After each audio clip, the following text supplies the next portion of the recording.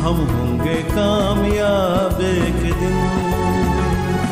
हम होंगे हम होंगे हम होंगे कामयाब एक दिन।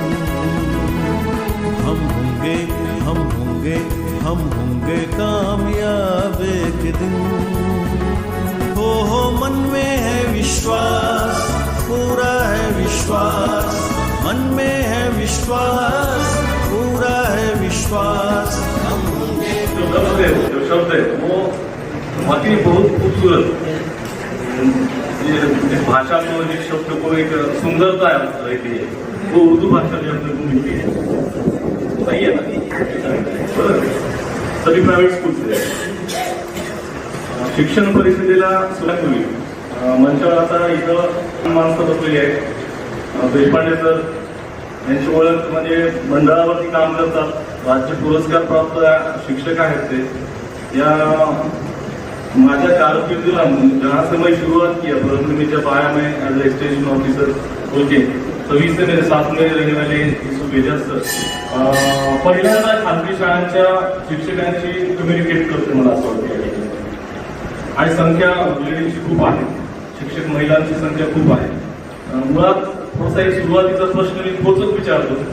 परभणी शहरातलं मी बरंचसं उर्दू शाळांचं चित्र पाहिलंय, परंतु एक बाब लक्षात घ्या की एवढ्या शाळा सुरू झाल्यानंतर आपण फक्त आपल्या नोकरीसाठी आपण किंवा पगार मिळतो म्हणून आपण त्या शाळेवर नोकरी करतो का, हा एक स्वतःला थोडासा प्रश्न विचारा।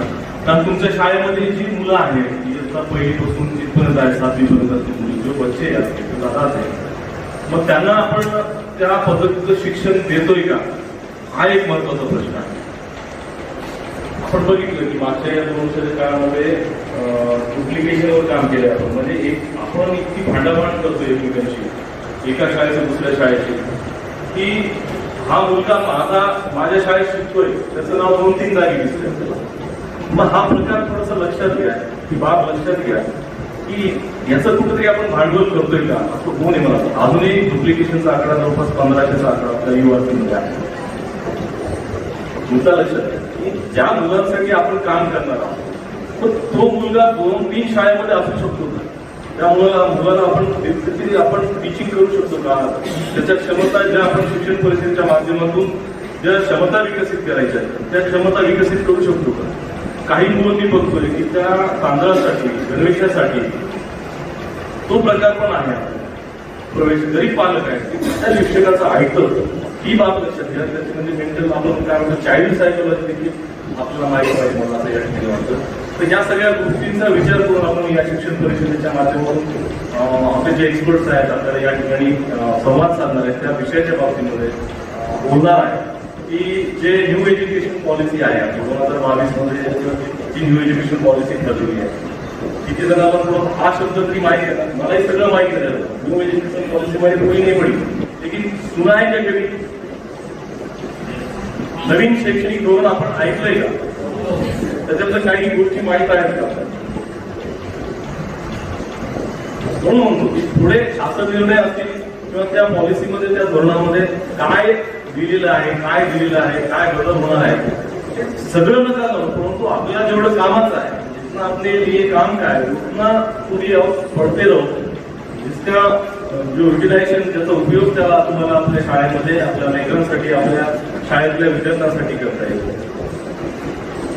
न्यू एज्युकेशन पॉलिसीमध्ये आपल्याला 2026-27 मध्ये जी शिक्षण परिषद किसी बात का जिक्र होता है अपने तो वहां से वो प्रोसेस शुरू होती है, मग तो विचार मेंदूपर्यंत जातो। बरोबर आहे देशपांडे, विचार सहज येत नाही, विचाराचं बी मनात पेरलं जातं, जो बीज रहता है वो अपने दिल में उसको बोना पड़ता है कि अच्छा या बुरा ये भी सोचना पड़ता है।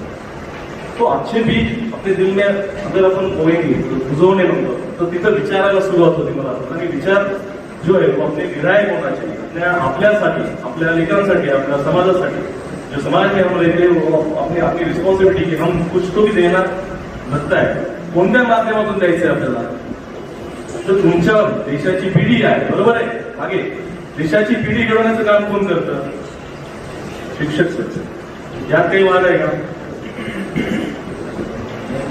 जिल्ह्याचे आपले कलेक्टर असतील, मुख्य कार्यकारी अधिकारी असतील, सगळ्या मोठ्या पदावरचे लोक असतील.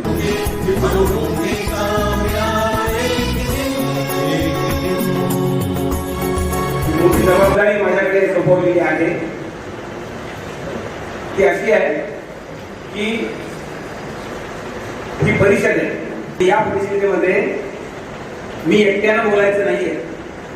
परिषदेमध्ये ते तुम्ही सगळ्यांनी बोलायचं असतं, त्याला प्रतिसाद काय ते माझ्याकडनं घ्यायचा असतो. जबाबदारी लक्षात आली सगळ्यांच्या, म्हणजे माझ्या एकट्यावर जबाबदारी सोपवलेली नाही आहे नावामध्येच. किती जबाबदारी तुमच्यावर सुद्धा आहे, तुम्ही फक्त ऐकायला आलेले नाहीत. त्याच्यासाठी आपण थोडीशी चर्चा करूया.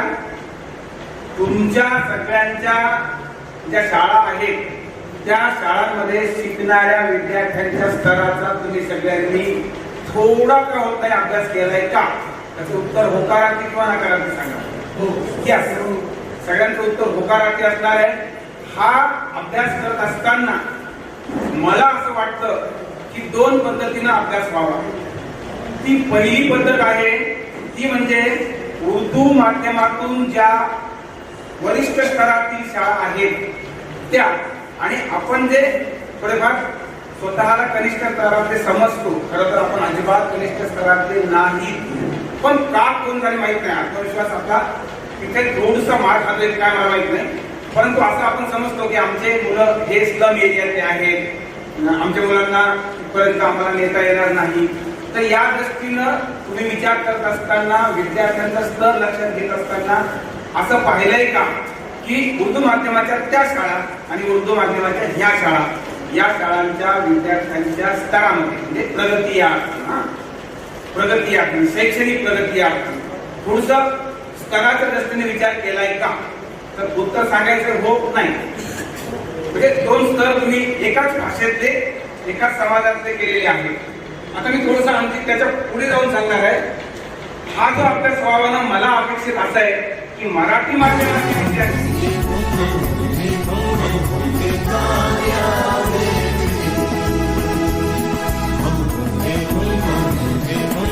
यहाँ पर मेरी तरफ जो जिम्मेदारी दी गई है तालीमी वसाइल की ज़रूरत, इसमें खुसूसन हम कहते हैं कि रियाजी के तालीमी वसाइल, लेकिन मजमूई तौर पर कहा जाए तो हम सारे ही तालीमी वसाइल के बारे में बात करें. तालीमी वसीले से आप लोग क्या समझते हैं कि वो किस नोयत की चीज़ होती है या वो क्या चीज़ है, क्या होता है तालीमी वसीला? जो हमारे बिजनेस में किसी भी तरीके से मदद करे वो तालीमी वसीला. जी बिल्कुल, किसी भी तरीके से. सर के पास आंसर मिला है कि ऐसी चीज़ जो हमारे तदरीसी अमल में या साथ साथ तालिब इल्म के इक्तिसाबी अमल में, उसके सीखने के भी अमल में किसी भी तरह से मददगार साबित होती है तो हम उसको तालीमी वसीला कह सकते हैं. अब चाहे वो रिजिड हो, सॉलिड हो, कोई छूने वाली चीज़ हो जिसको हम छू सकते हो, या गैर मरई चीज़ हो जिसको हम महसूस कर सकते हैं लेकिन देख नहीं सकते, ऐसी सारी चीज़ें तालीमी वसीले में शामिल. नोट पैड है या जो कुछ भी पेपर है उस पर आप अपने तरीके से मुसल्लस बनाइए या मुसल्लस बनाइए, हिदायत दी गई उस पर अमल करने की कोशिश कीजिए. आपको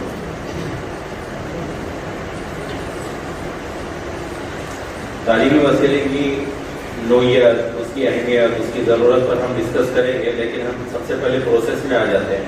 हम बहुत देर से पैसिव लिसनर बन के बैठे हैं तो थोड़ा सा हम हाथों को हरकत देते हैं. अगर आप ये एक्टिविटी कर चुके हैं तो वहीं से बता सकते हैं कि किस तरह के आपके मुसल्ले, किस तरह आपने मुसल्ले बनाए हैं. ठीक है, बताइए.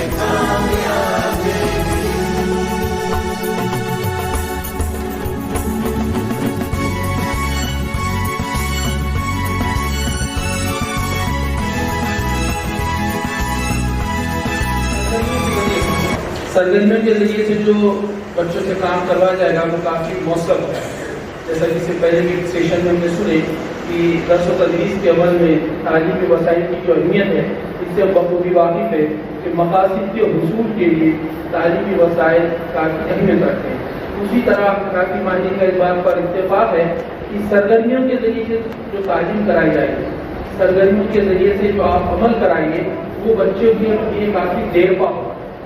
तो ये छोटी छोटी एक्टिविटी है, इसके अंदर मैं और आप बच्चों को सरगर्मियों के जरिए से करा सकते हैं. दूसरा जो मुआन था वो यानी बुनियादी सलाहियत की तरक्की का प्रोग्राम है, जिसमें ضرب ہے، ضرب کی پیش کی تیاری ہے. اب ضرب کی پیش کی تیاری کے اندر اگر وسائل کا استعمال کیا جائے تو کافی مؤثر ہے، لیکن اکثر جگہ پر ہمارے پاس جو بحث چھڑ جاتی ہے کہ سر ہمارے پاس یہ نہیں ہے، سر ہمارے پاس وہ نہیں ہے، اس میں کافی ہمارا وقت ضائع ہو جاتا ہے. اگر کچھ ہمارے پاس نہیں بھی ہے تو کم سے کم چاکلیٹ ہے، بورڈ ہے، اس کے اوپر ہم پھول بنا کر اور روٹیاں بنا کر انڈے بنا کر ضرب کی مثالوں کو سمجھا سکتے ہیں. دیکھیے اب یہاں پر بتایا گیا ہے کس طرح سے ضرب کا عمل بنیادی طور پر ہے کہ بار بار جمع کا عمل یہ ضرب کہلاتا ہے. بار بار جمع کا عمل یہ ضرب کہلاتا ہے. اور ضرب کے لیے بنیادی طور پر پہاڑوں کی مشق کرائی جاتی ہے.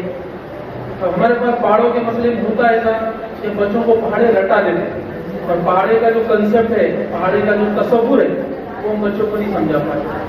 اگر ہم نے صحیح بچوں کو 10 تک کے پہاڑوں کی مشق کرا دی ہے تو میرے حساب سے آگے کے پہاڑے بچہ اگر یاد نہیں بھی کرا تو ہمارا سارا کام ہو سکتا ہے. لیکن کیونکہ ہم بچوں کو پہاڑے رٹاتے ہیں، اگر ہمارے بچوں کو ہم نے 20 تک کے 25 تک کے پہاڑے رٹا دیے اور بیچ میں سے اگر کسی استاد نے اگر مجھے بیٹے 16 بجے کیا ہوگا تو بچہ 80 نہیں بول سکتا.